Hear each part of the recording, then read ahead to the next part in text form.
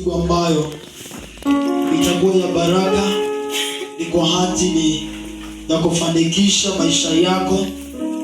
Itakuwa ya baraka, ni kwa ajili ya kubadilisha mienendo yako na njia zako. Praise the name of the Lord. Hallelujah.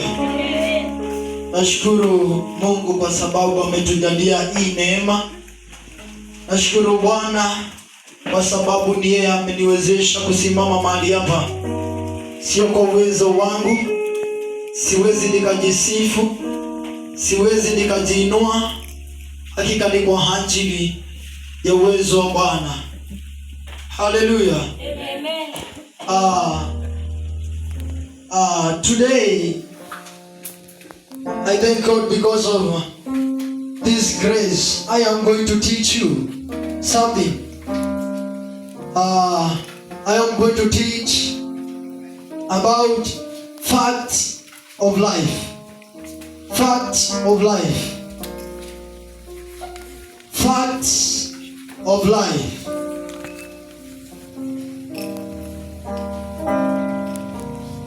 I'm saying I'm going to teach about facts of life. Hallelujah. What is life all about? Naweza ukaandika kwa kitabu chako, ni kama tu unatarajia kujibiwa. What's life all about? What's life all about? Number one, when the purpose of life is not understood, life ends with regret. If you fail to understand the purpose of life, number one, you will end with a regret. You will regret. Hallelujah. As a youth, if you fail to understand what you are supposed to do, what you are supposed to do, where you are supposed to go, and the people you are supposed to meet. If you fail to understand your life, that is number two. If you fail to understand your life, you will live as a burden.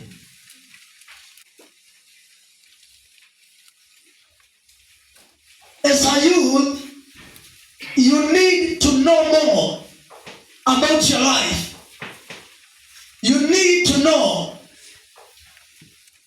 where you're supposed to go. Hallelujah. What you're supposed to do. Because if you will fail to understand the purpose of life, it is the same point number two, that you will live as a burden. Utaishi kama mzigo. Hautakuwa unaweza kufanya jambo lolote. Your life will be a burden. Praise God. Ule wakati umeelewa maisha yako vizuri, hakika kupitia kuelewa maisha yako unapunguza ama unapita katika barabara ambayo inastahili. Hautasumbuka. Your life will not be a burden. If you will understand that in your daily life you should pray, then expect a good outcome or a good result. If you are going to understand every day you should worship your Lord. You should honor your parents. Your life will not be a burden. I say your life will not be a burden. Hallelujah. Amen. Praise the name of the Lord. Amen. Point number 3. When the purpose of life is not understood, disaster is inevitable. When the purpose of life is not understood, disaster is inevitable. This one, it means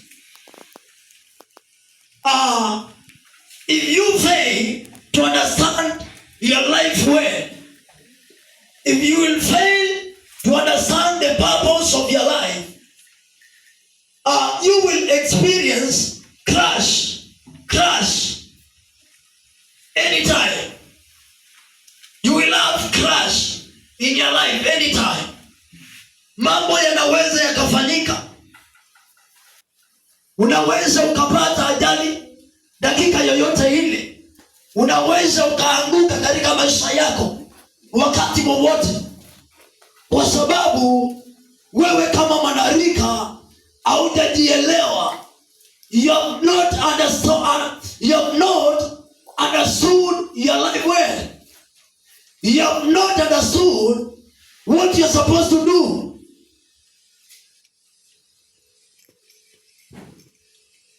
Somebody getting me? Kuna mtu analipata mahali? So, you need to understand the purpose of your life so that you may live in a way that you are going to prosper, in a way that you will be having good results in your life, so that you may be having an additional promotion in your life. Understand the purpose of your life. Understand where you're supposed to go. And the crashes will not happen upon your life. It will not be bad in your lifestyle, in your living standards. It will not be a burden. Understand your life well.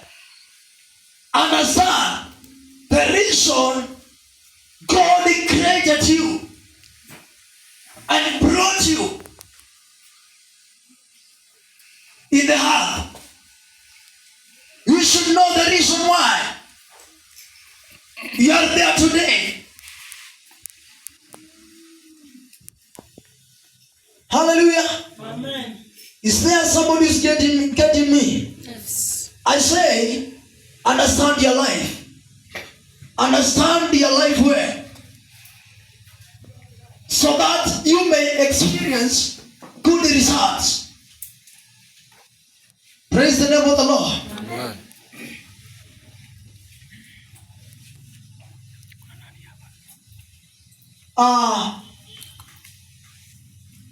Those 3 points we were looking what life is all about. Now I am going to mention the facts of life. Facts of life. Facts of life.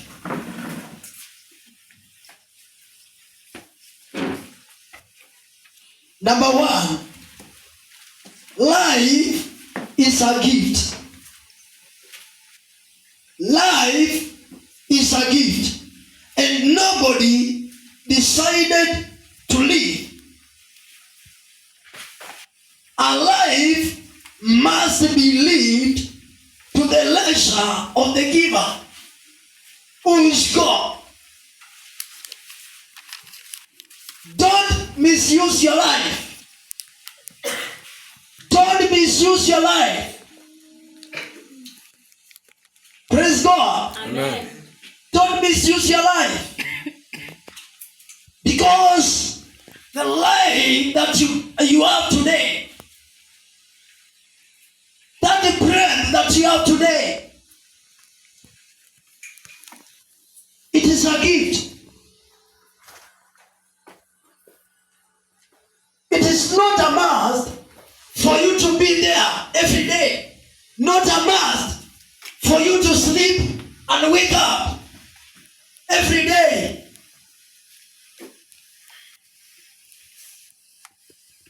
Hallelujah. Amen.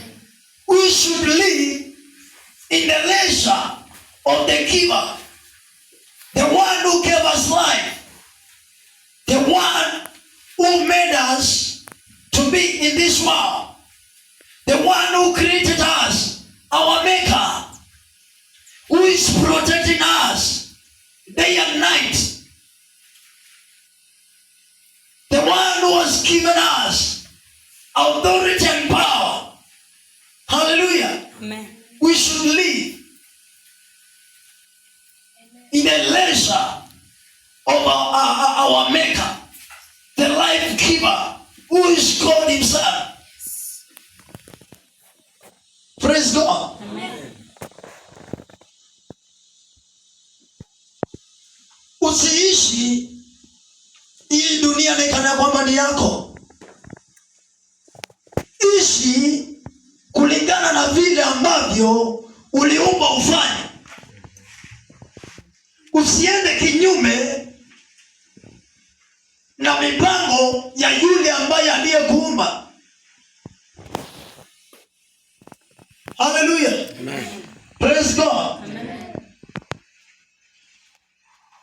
Yule aliyekuumba alikuwa na mpango. Alijua ya kwamba wakati wewe umekuwa mwanarika, huo ni wakati atasifiwa zaidi. Amen. Ni wakati atatumikiwa zaidi. Amen. Ndio utatoka Kenya uende ukahubiri kule Uganda, uende mpaka Ethiopia, uende Russia, Burundi, Rwanda, ukaseme kulingana na mapenzi yake Mwenyezi Mungu aliyekuumba. Hallelujah. Amen.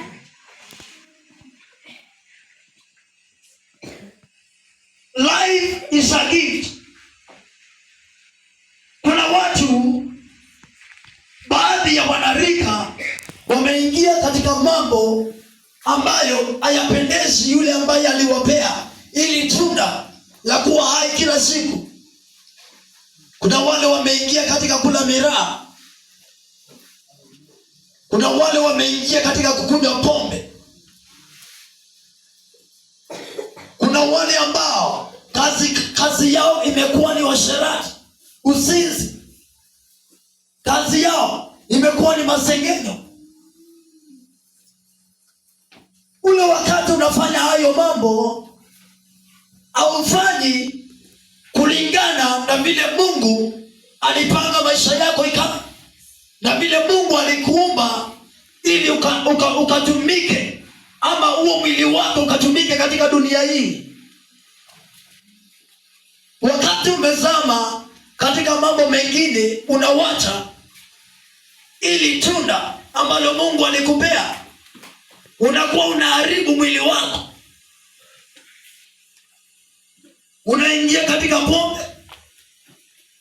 alsas inakupata, inakumaliza, lungs zinakuliwa, zinaisha, na maisha yako inaendelea kuwa kidogo katika dunia hii. Usikue wewe ni yule mtu ambaye unapenda uasherati, kila wakati unataka ulale na wasichana. No.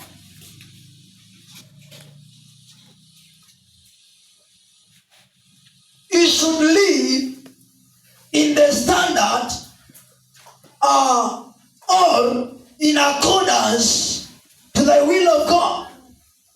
God created you with a purpose. God created you for a purpose. You need to utilize your life well. Life is a gift. Praise God. Amen. Kuna mtu anabarikiwa. Amen. Kuna mtu maisha yake inabadilika. Amen. Ingekuwa mimi niliingia katika mambo ya kidunia, ama tuyaite mambo kando na neno la Bwana, ama kando na majukumu ya Bwana, kando na amri za Bwana, kando na mapenzi ambayo Bwana aliniumba nifanye, ingekuwa nilizama katika mambo ya dunia hii, singekuwa mahali hapa nikihubiri, singekuwa mahali hapa as your speaker today. Kuna mtu ananipata? Maisha yangu, wakati nilijua ya kwamba haya maisha ni tunda ambalo nimepewa na ninastahili kulitunza, nikaingia kufanya kile ambacho kinapendeza yule ambaye aliyenipa. As a youth, it is by time kuelewa ni nini ambacho unastahili kufanya, hivi ya kwamba ukaweze kufanikiwa, hivi ya kwamba maisha yako isiwe ni maisha ya kung'ang'ana, isiwe ni maisha ya kuhangaika. Wakati tulikuwa tumezama kwa mambo ya dunia, tulihangaika. Kwa sababu gani? Kuhangaika kulitokana na kupitia katika barabara ama kutenda kando na vile Mungu anataka, ambaye ndiye Mungu muumba wa mbingu na nchi, na akatuumba wanadamu.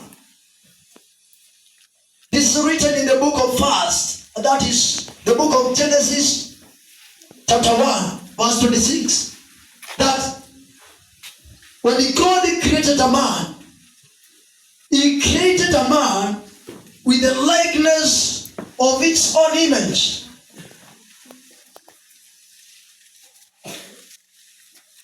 If God created you with the likeness of its own image as a youth, then you should live as an example. You should betray the characters of your maker. Hallelujah. Amen. You should carry what God needs you to do. You should live in a way that you will please God. Praise God. Amen. Life is a gift. Amen. Life is a gift. Fact number 2. Life is a privilege. Nobody wake up this morning because he must wake up. God has granted life must be lived in appreciation. In your daily life or in your daily levels or standards of living, you should appreciate what God has given unto your life and use it well. This life, it is a privilege that God has given unto us. It is a privilege. I've told you that not a must for you to wake up. Not a must. But God has given you that chance. God has granted you that chance to be alive today, to walk today, to breathe today, and to do your daily duties. Praise God. Amen. You should live in a way of appreciating God himself who created you. Appreciate the ministry that God has given you. Appreciate the blessing of parents. You have your father, you have your mother, they are at home. That is a blessing God has given unto your life. Appreciate. You have learned from nursery school, class 1 to class 8, ukaingia form 1 to form 4, ukaenda college, ukamaliza either in artisan level or craft level, diploma level, degree, hallelujah, yeah. Masters, bachelor. Appreciate. Live in a way that you will appreciate all that God has given unto your life. Praise God. Amen. Kuna mtu ananielewa mahali? Yes. I thank God today because He is breathing upon His word. He is breathing upon this word. I say God is breathing upon this word, and your life will never be the same again. Amen. He has given me this chance or this opportunity so that I may teach you the way to go, what to do. Hallelujah. Amen. The people you should accompany. Praise God. Kuna mtu amenipata. Fact of life. Life is a seed. A seed. Life is a seed. Seed. Maisha ni kama mbegu.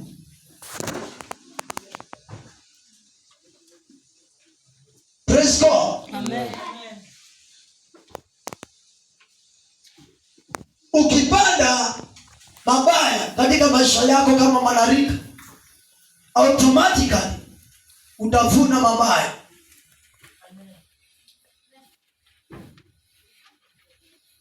Life is a seed. What you are doing today will affect the coming generation.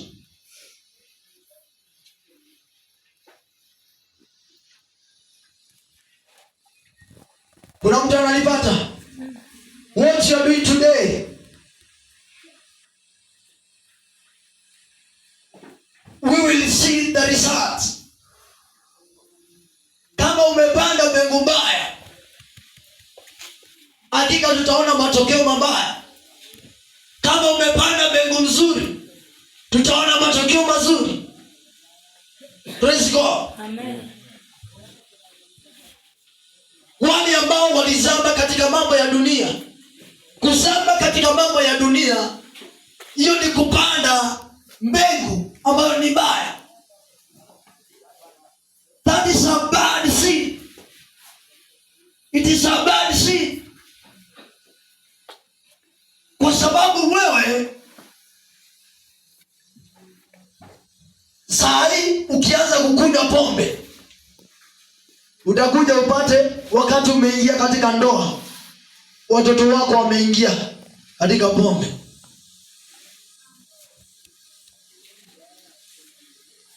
Because you will transfer the same spirit to your children.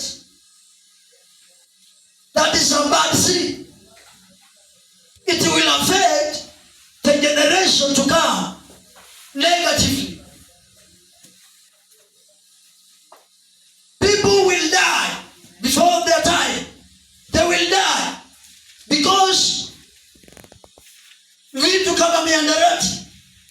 inamaliza mwili na utakufa. You will die.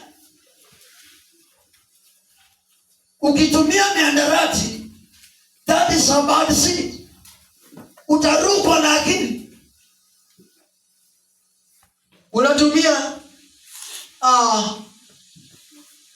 Unatumia mihadarati kama wacha tuite kuna hii bangi. Ukitumia hiyo unaona ni kana kwamba unachangamka, lakini unaharibu akili yako. Mimi nimefanya kazi na watu ambao wanatumia bangi, na hao watu ninakuwa very careful nikifanya kazi na wao. Anaweza akanikata na grinder anytime.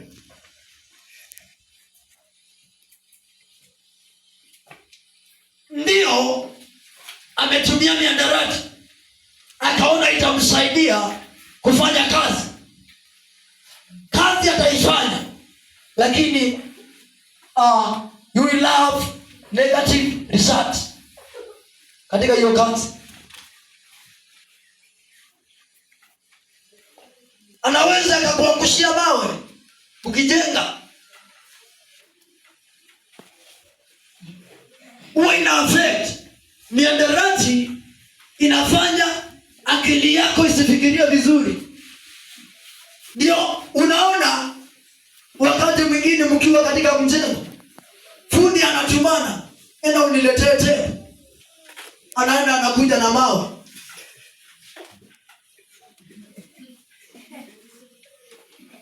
Na sio kwa sababu hakusikia, alisikia, lakini before afike amesahau, anarudi na kitu kingine tofauti. Kuna mtu ananielewa?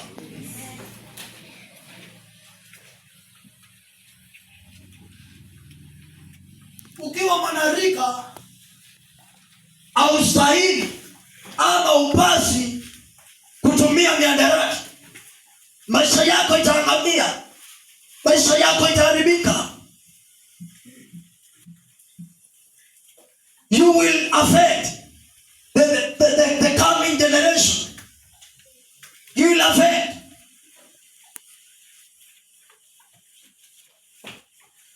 Kuna mtu ananipata?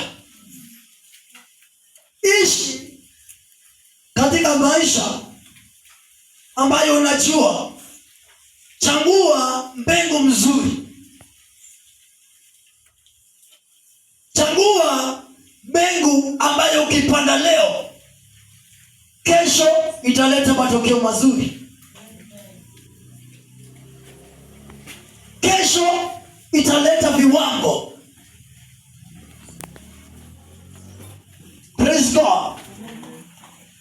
Chagua ile mbegu ambayo ukipanda inarudisha baraka kwa familia. Wazazi wako wasikuwe wazazi wa kung'ang'ana. Dada zako, kaka zako wasikuwe watu wa kung'ang'ana. Panda mbegu mzuri. Wachana na pombe, wachana na bilaa. Hizo zingine zinaitwa alcohol, wachana nazo. Bangi wachana nayo.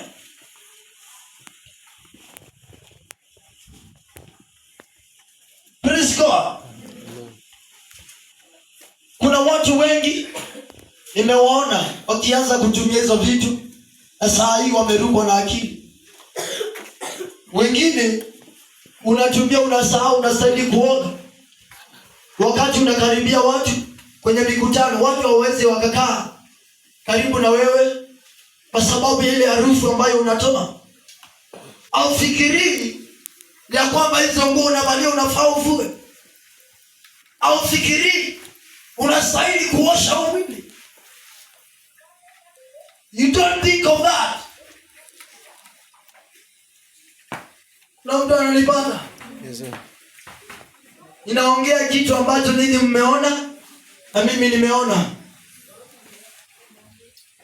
Haleluya. Wengine wanaenda kuomba kazi na wanaambiwa kama wewe unatumia miandarati hatukutaki, taangusha gari ya kampuni, utafanya ajali kwa sababu ulipanda mbegu mbaya. You will always be having negative results. Utakuwa unauliza, mimi nimesoma, niko na bachelor in education, I have a degree in engineering, that is either automotive engineering, either in building technology. You have the level of your education, your certificate, but it cannot help you. Why? Kwa sababu ulipanda mbegu mbaya. Praise God. Kampuni haitakukubali kama mwanarika ukitumia hizo vitu. Ukiingia hapo haitakubali uendeshe mashine. Utaangushia watu vyuma.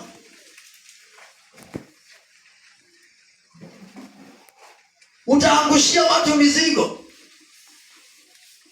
Kwa sababu akili yako haifanye vizuri. Kwa sababu ya kupanda mbegu mbaya. Wewe kama mwanarika umelisikia hili,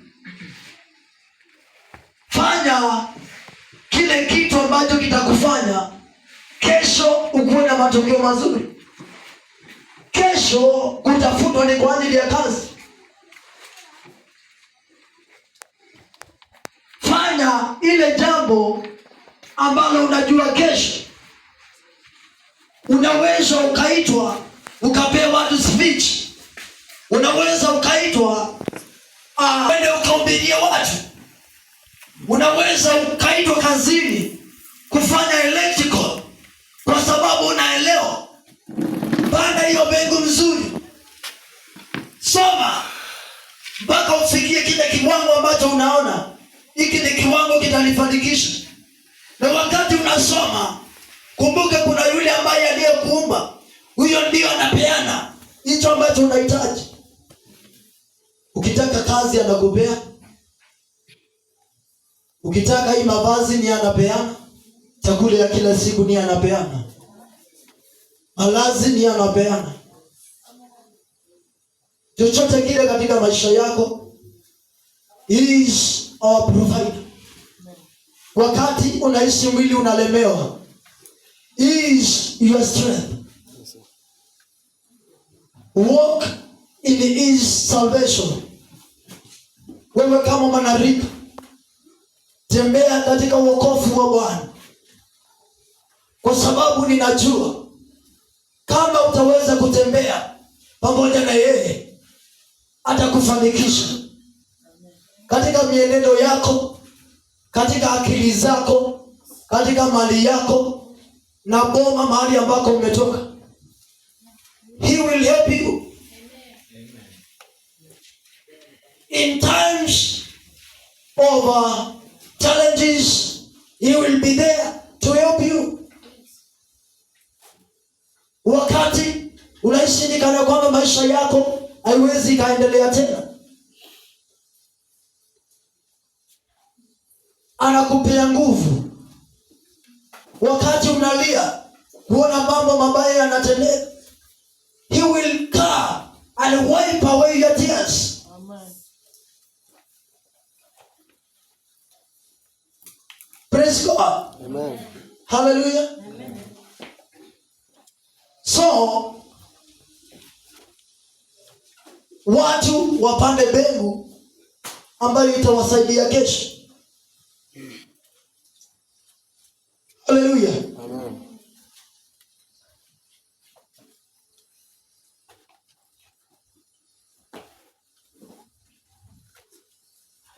So let us avoid bad seeds, because bad seeds will affect our lives, It will affect our families. It will affect our friends. It will affect the coming generation. Praise God. Amen. Let us walk in a way that our life will prosper.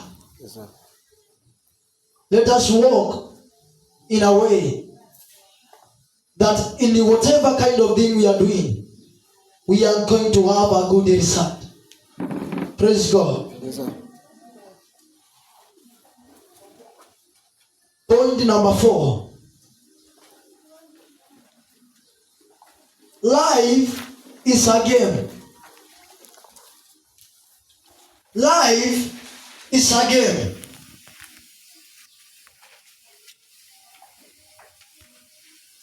Your life,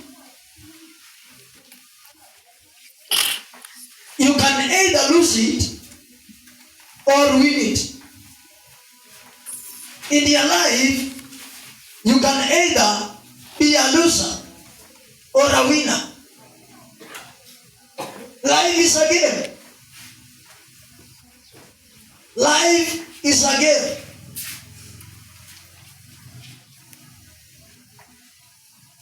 Praise God. Amen.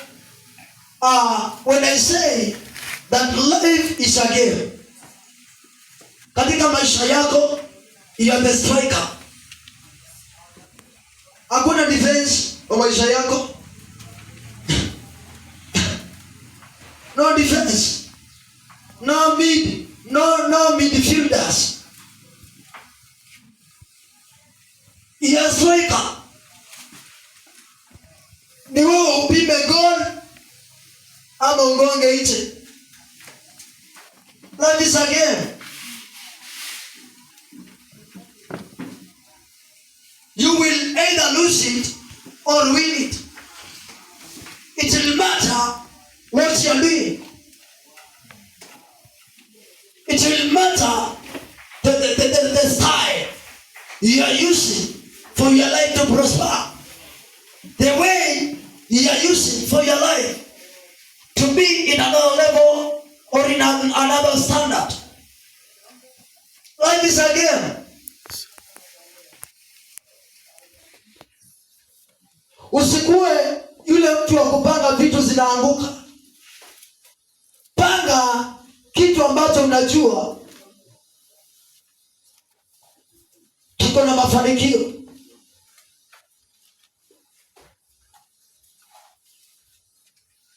Plan something which will make you to prosper, to be a winner. To be a winner. As youth, do something which will make you to be a winner.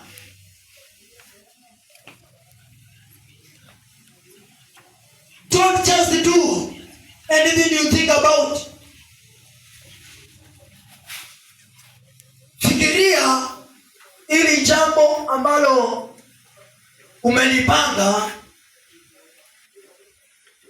litakufanikisha ama litakufanikisha. Because I have told you that life is a game. You will either lose it or win it. Praise God. If you will plan badly, then you will be a loser. Plan your life well. Amen.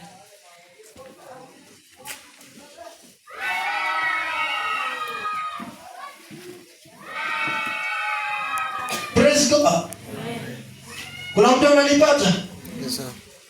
Kuna kitu inaitwa P6. P6.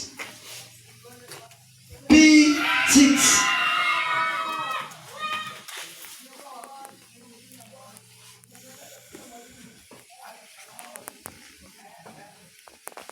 It means proper preparation prevents poor performance. P6. P6. Unaweza ukaandika kwa kitabu chako P6. Na uandike P ya kwanza mpaka ya 6. P6. P6.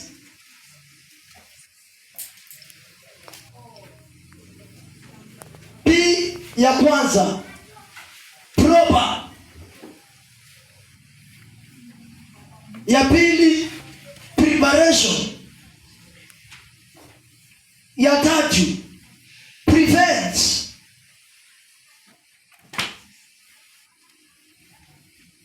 Poor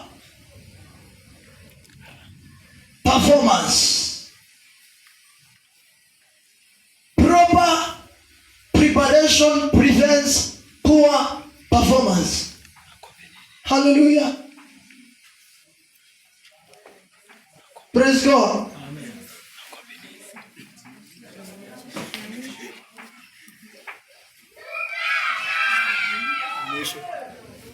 Oh, I think it's P5, not P6. Proper, sorry for that, is P5. Proper preparation prevents poor performance. Make sure that you have a proper planning in your life.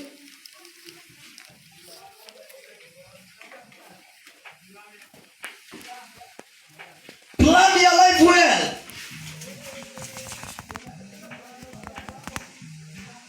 Praise God. Amen. When you plan your life well, automatically you are going to win. You are going to win. This one will prevent the poor performance in your life, failures in your life. It will prevent. It will prevent.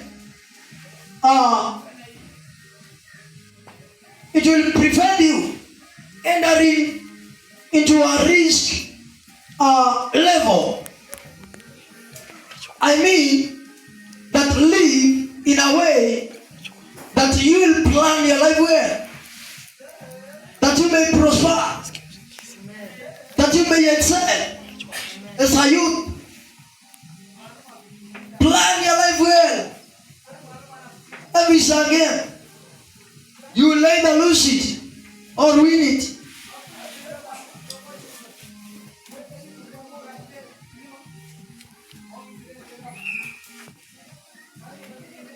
I know that many times as a youth, we keep on trying.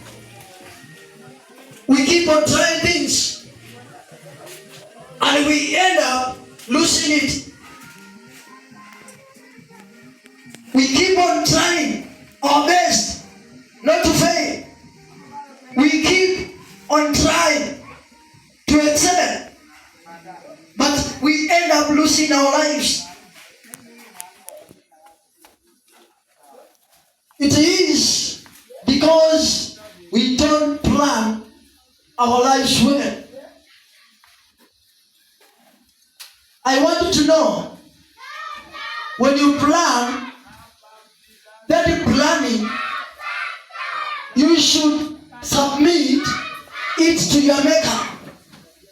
Tell God, this year, I need a good family. I need to go to another level. Tell God what you desire. Because He is there. He is there to answer the desires of our hearts. We end up losing our lives because we don't plan well. Plan and keep it to your Maker. In which way are you going to give it to your Maker? In which way? Number one,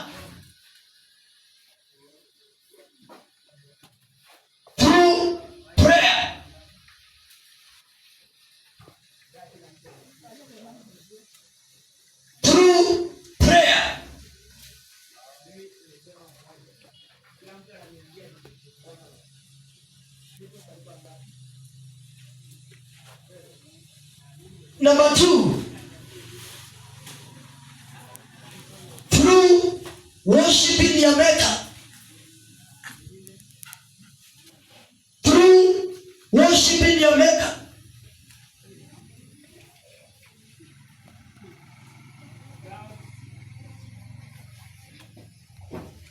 I want you to know, through worship, you can submit your needs. You can submit your plans to your Maker.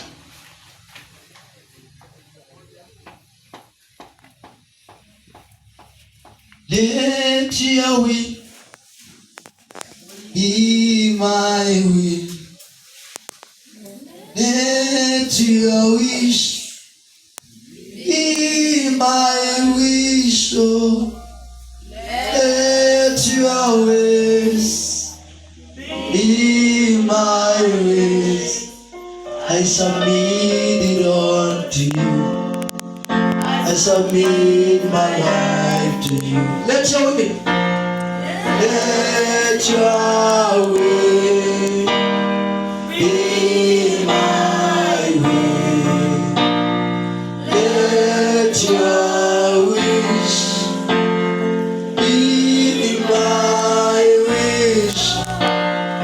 Let your ways be my ways. I submit it all to you.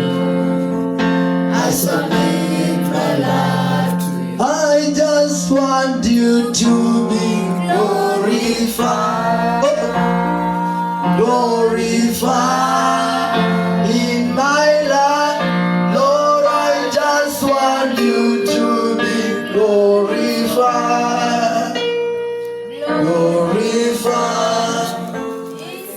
Glorified in my life. Praise God. Let the will of God be your will. He is your Maker.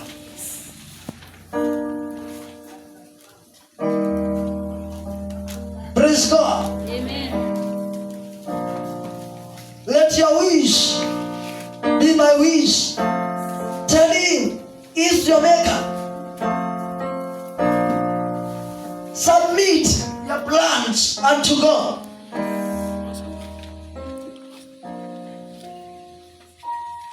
He says that whenever we pray, he is there to answer. If you are there to raise a voice of glory to his name, he is there to make a way for you. He is there to make you to excel. He is there to comfort you. Praise God. Amen.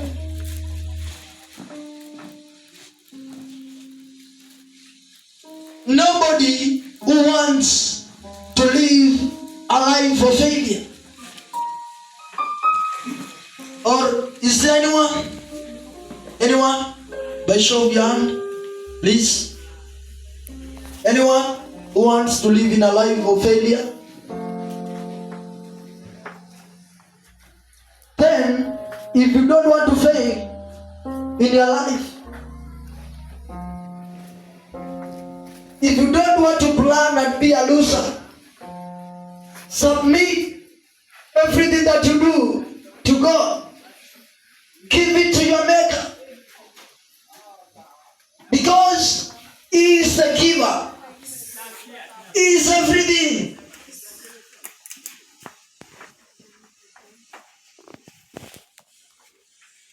He can use you to do anything. You cannot give him that is the giver. What you can give him is a worship, is a praise, thanksgiving. What you can do is just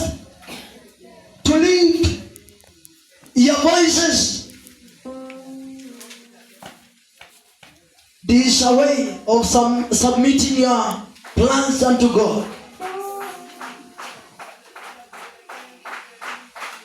After you submit your plans unto God, then He will do good upon your life. He will do so much better, best. I cannot even describe about it. He will do, submit. Then later, you will sing a song of praise. Point number 3, through praise. You will sing a song. Hey.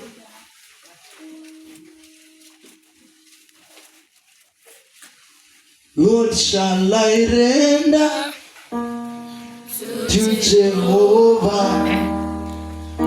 For He has done so very much for me. Oh, what shall I render to Jehovah? For He has done so very much for me. Nara, nara.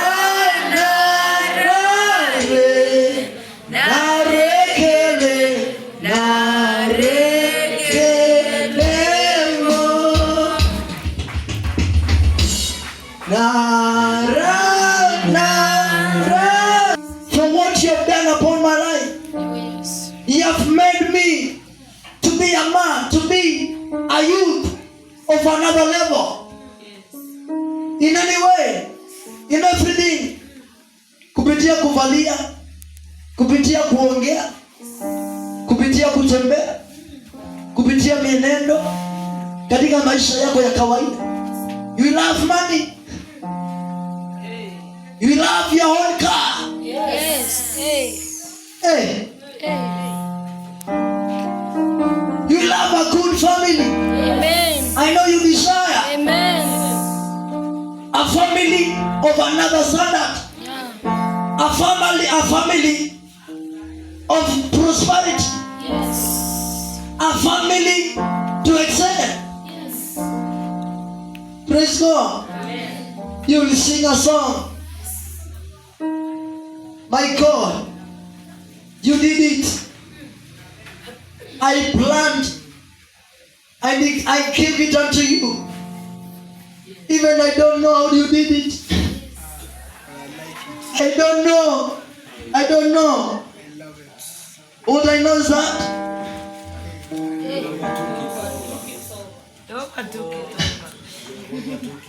Jehovah took it over. Yes. He took it over. Yes. I made it through, and I don't know how I did it.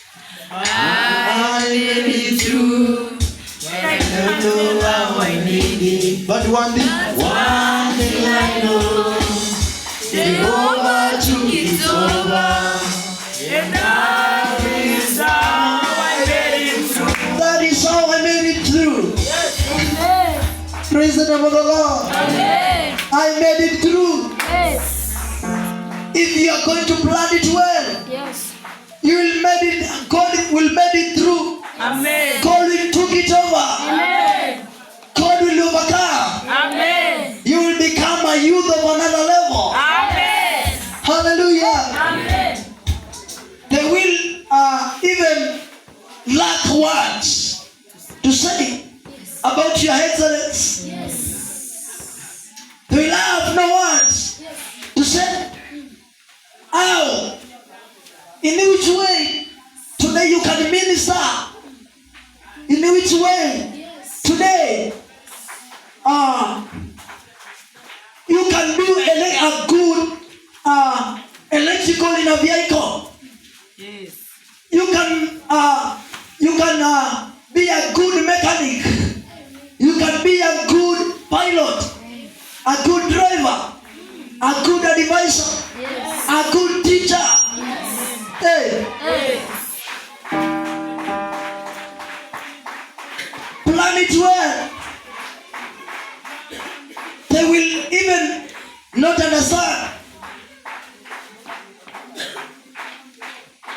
about your prosperity, that good vehicle, they will not be able to tell.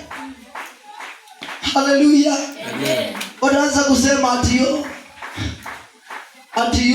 yenye sitaki kusema, atiyo God took it over because of your good planning as a youth. Amen. Because of your good planning. That V8, that Land Cruiser, yes, that Land Rover, hey, that saloon car, Mercedes, hallelujah. Amen. That Mazda, hallelujah. Amen. Ilas, amen. That a good image, that Prado, yes, either Land Cruiser TZ, either Land Cruiser DX, either Land Cruiser TZ, or V8. Amen.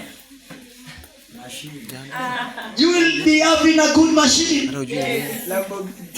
Say a good machine. We don't want this one from China.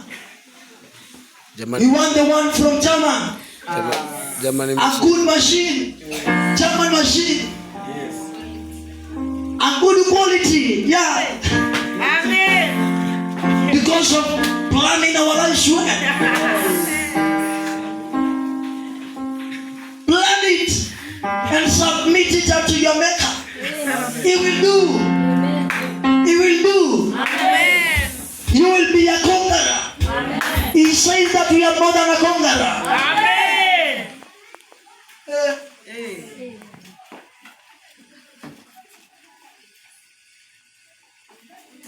Praise God. Amen. I say you will be a youth of another level. Amen.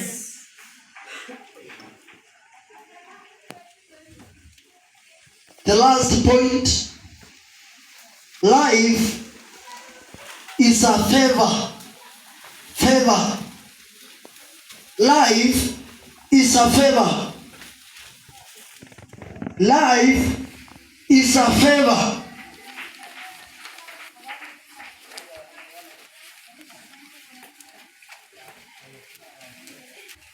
Praise God. In your daily life, live as if it is the last time. The last time. Hallelujah. Amen. Is there somebody who's getting me right? Live as if it is the last day for you to be on earth. Amen.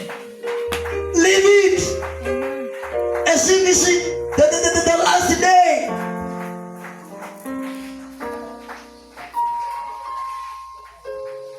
Life is a favor. God has favored us to be alive today. It is a favor.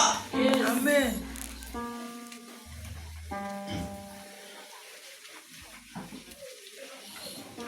I have told you that it is not a must for you to be alive. It is the reason that we are saying that in this point number 5, that life is a favor. Amen. God has favored us. Amen.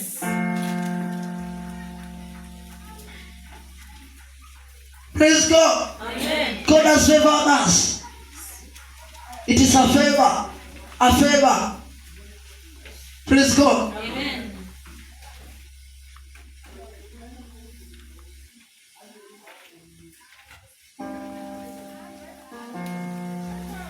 In your daily activities, in your daily life, make sure that you have a good quality every day. Ensure you have a good quality in everything that you do. Praise God. Amen. Hallelujah. And I know that God is going to make a way for you to prosper. ensure excellence in your daily life. Ensure prosperity in anything that you do. Live as if you are not going to be there in the next minute, the next time, the next hour, the next minute, the next day, the next week. Live. If it's ministration, minister. Amen. Minister. Yes. In your fullest way. Just give your body to worship the Lord.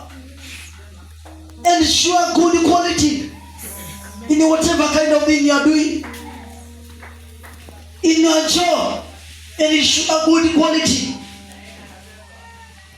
In your family, ensure a good quality. Amen. In the church, ensure everything that you are doing, it is a good quality. And I know that your life will change. You will have a change. I thank God because of that session. I know it is going to be a blessing in your life.